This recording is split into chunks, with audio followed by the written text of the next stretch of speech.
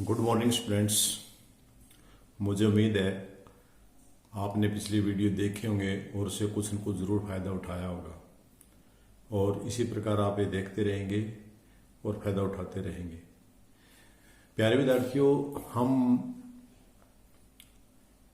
आपकी book SST का पहला पार्ट, इतिहास का पहला लेसन, यूरोप में राष्ट्रवाद का अध्ययन कर रहे हैं और इन छुट्टियों के दौरान आपको ये सिखाने का प्रयास कर रहे हैं कि कुछ न कुछ काम आप ज़रूर सीखेंगे। तो कल मैंने आपको टिप्पणियाँ कुछ सिखाई थी जो विशेष करके बोर्ड के एग्ज़ाम में आने की संभावनाएं रहती हैं। बोर्ड के एग्ज़ाम में इस चैप्टर में से एक बड़ा क्वेश्चन भी आता है और वो परीक्षा की दृष्टि से बड़ा इम्पोर्टेंट है। हर बार किसी न किसी कोड में ज़रूर डाला जाता है। तो प्रश्न क्या है, उस प्रश्न पर हम आज चर्चा करेंगे। पूरे ध्यान से आप देखेंगे, मुझे उम्मीद है आपको समझ में आएगा। तो हम आज का प्रश्न क्या है, चलो चलते हैं। आज का प्रश्न है फ्रांसीसी लोगों के बीच सामूहिक पहचान का भाव पैदा करने के लिए फ्रांसीसी क्रांतिकारियों ने क्या कदम उठाए। दोबारा से फिर सुने, इस प्रश्न को ही समझे पहले तो आपको उत्तर स्वतः आ जाएगा। फ्रांसीसी लोग, फ्रांस देश के जो लोग हैं उन लोगों के बीच में सामूहिक पहचान, इकट्ठी पहचान का भाव पैदा करने के लिए फ्रांसीसी क्रांतिकारियों ने क्या क्या कदम उठाए।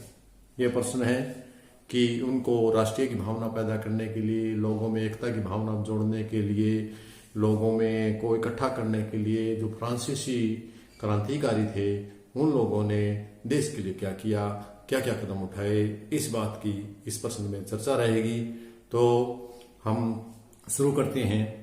तो जो फ्रांसीसी क्रांतिकारी थे उन्होंने अपने देश के लोगों को जगाने के लिए, राष्ट्रीय भावना पैदा करने के लिए, लोगों में एकजुटता लाने के लिए, उनके बीच में सामूहिक पहचान बनाने के लिए निम्नलिखित कार्य किए, निम्नलिखित कदम उठाए जो निम्न प्रकार से हैं। नंबर 1, उन्होंने पितृभूमि, भूमि को पितृभूमि का दर्जा दिया और नागरिक, वे सभी देश के नागरिक हैं, नागरिक जैसे विचारों पर बहुत ज्यादा बल दिया। जो उस समय के क्रांतिकारी थे, फ्रांसीसी क्रांतिकारी, उन्होंने देश में लोगों को बताया कि सभी लोग देश के नागरिक हैं, सभी लोगों के लिए जो देश है वो पितृभूमि के समान है। तो उन्होंने अपने देश के लिए इसकी ओर इकट्ठा होना चाहिए। नंबर 1 पहला आपको समझ में आ गया, पहला पॉइंट कि उन्होंने पितृभूमि जैसे शब्द और नागरिकता जैसे शब्दों का, विचारों का बल दिया, इन लोगों के बीच में फैलाया कि सभी इसके नागरिक हैं और जो भूमि है वो हमारी पैतृक भूमि है, इसकी रक्षा करना हमारा कदम है, हमारा फर्ज है। इस पर बल देते हुए उन्होंने जोर दिया। क्रांतिकारियों ने लोगों में सामूहिकता भावना पैदा करने के लिए ये बात बताई। नंबर 2, पहले के राष्ट्र ध्वज के स्थान पर नया झंडा तिरंगा चुना गया। एक और कदम उठाया उन्होंने। वो क्या कदम उठाया कि जो देश में पहले प्रचलित झंडा था वो झंडे का उन्होंने बदल दिया और उसकी जगह पर एक नया झंडा जिसमें 3 रंग थे, अपने भारत की तरह 3 रंगों का तिरंगा झंडा था, लेकिन इससे कुछ अलग था। हमारे झंडे में तो एक चक्र भी है जिसमें 24 तीलियां हैं जो अशोक स्तंभ से लिया गया है, बट उनका सिर्फ 3 रंगों का था, ये नहीं था। तो यहाँ मेरा कहने का भाव ये है कि उन्होंने जो प्रचलित झंडा था उस झंडे को हटा दिया और उसके जगह पर उन्होंने नया राष्ट्र का तिरंगा झंडा लगा दिया। इससे भी लोगों के अंदर एकता की, सामूहिकता की भावना आई ताकि लोग इकट्ठे हुए। अगला पॉइंट, स्टेट जनरल का चुनाव सक्रिय नागरिकों के द्वारा किया जाने लगा। पहले जो अमीर या बड़े लोग थे या जो राजनीति के लोग थे वही जनरल स्टेट का चुनाव करते थे, लेकिन बाद में जो सक्रिय नागरिक थे उन सब की भूमिका उसमें ली जाने लगी। जनरल स्टेट का चुनाव जब भी होता था तो उसमें जो जो नागरिक सक्रिय थे उन सब नागरिकों को उसमें भाग लेने का अवसर प्रदान किया गया, जिससे भी लोगों में एकता आई, सामूहिकता का भाव पैदा हुआ, उसको सामूहिकता बढ़ी, उनकी देश के प्रति भावना बढ़ी। अगला कदम क्रांतिकारियों ने क्या किया? एक केंद्रीय प्रशासनिक व्यवस्था लागू की गई। एक केंद्रीय की एक ही शासन कि अलग अलग राज्यों का राज्य नहीं, अलग अलग प्रांतों का राज्य नहीं, एक ही शासन एक ही तरह से हुआ। तो लोगों में उस एकता से भी भावना पैदा हुई कि सबको समान अधिकार मिले। केंद्रीय भावना इसलिए केंद्रीयता की केंद्रीय प्रशासनिक व्यवस्था लागू करने का मुख्य कारण था कि ताकि लोगों में जो न्याय व्यवस्था है वो सबके लिए बराबर हो, कानून है वो सबके लिए बराबर हो, सबके लिए एक जैसे हों। इसलिए भी उन्होंने केंद्रीय प्रशासनिक व्यवस्था लागू की। इससे भी जो प्रशासनिक थे उनमें सामूहिकता का भाव पैदा हुआ। अगला पॉइंट नंबर 1, फ्रेंच भाषा को राष्ट्रभाषा बताया जाने लगा। पहले वहां अनेक भाषाएं थी, जो स्थानीय भाषाएं थी, उन भाषाओं को हतोत्साहित किया इन्होंने, उनको दबाया। क्रांतिकारियों ने भाषाओं को कम किया और फ्रांस भाषा को भरा ताकि फ्रांस भाषा राष्ट्रभाषा बन जाए इसको ताकि एक भाषा होने पर सभी लोगों में भी सामूहिकता की भावना पैदा हो।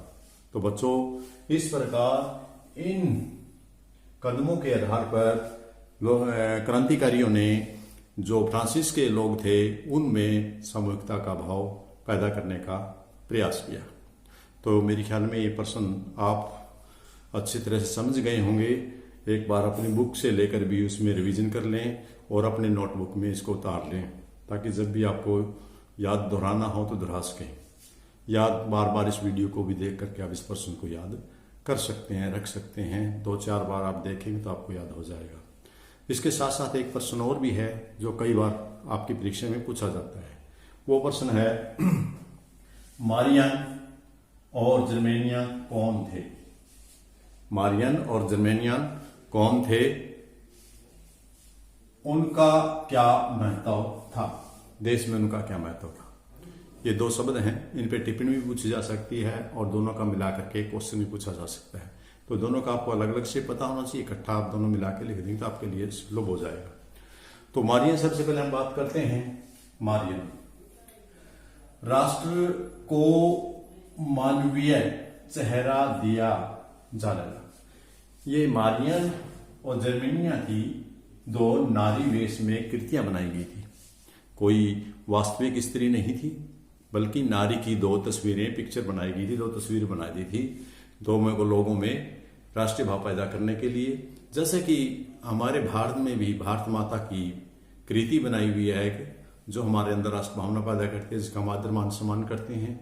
उसी प्रकार जर्मन में और फ्रांस में भी 2 नारी के वेश में कृतियां बनाएगी। उनको हम जर्मेनिया और मारियन के नाम से जानते हैं। यानी दोबारा से फिर आपको क्लियर कर दूं बच्चों, जो मारियन और जर्मेनिया है ये कोई वास्तविक नारी नहीं बल्कि देश को, जर्मनी और फ्रांस देश को एकता में भाव लाने के लिए अपने देश की तरह, भारत माता की तरह ही उन्होंने एक नारी वेश में कृतियां बनाई थी और उन कृतियों को, उन्हीं कृतियों का नाम दिया गया। मारियन फ्रांस देश की और जर्मनिया जर्मन गणराज्य का प्रतीक थी। अब दोनों को आपने अलग अलग भी ध्यान रखना है।